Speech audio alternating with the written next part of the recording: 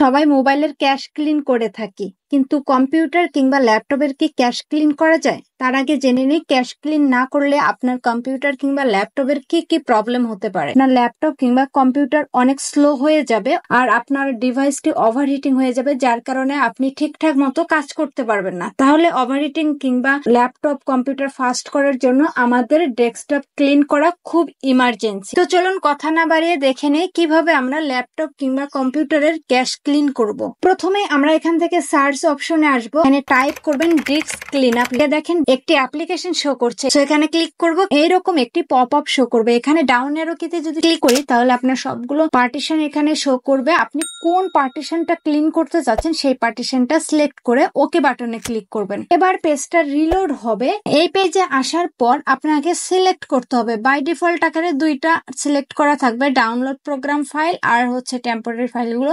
আপনি এখান থেকে যে সাদা যে ফাইলগুলো যেখানে কোনো লোগো টোগো নাই, এরকম সাদা ফাইল সবগুলো ফাইল সিলেক্ট করবেন। এগুলো হচ্ছে আপনার ডিভাইসের ক্যাশে যেগুলো জমে আছে।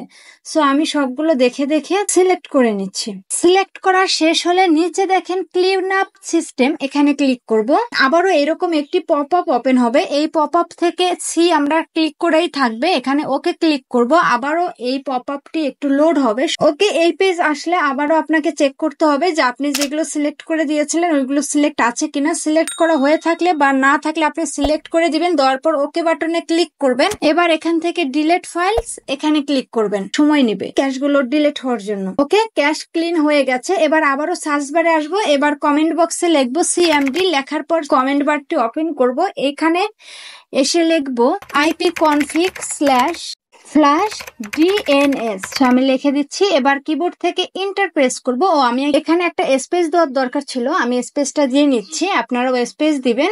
এবার কিবোর্ড থেকে এন্টার চাপবো। এখানে দেখেন লেখা উঠছে সাকসেসফুলি ফ্ল্যাশেড দ্য ডিএনএস। এখানে আমাদের কাজ যে ক্যাশগুলো ক্লিন করেছে এটি সাকসেসফুল হয়েছে। এইভাবে আপনারা মূলত আপনাদের ডিভাইসের ক্যাশ ক্লিন করবেন। ভিডিওটি ভালো লাগলে লাইক কমেন্ট শেয়ার করবেন।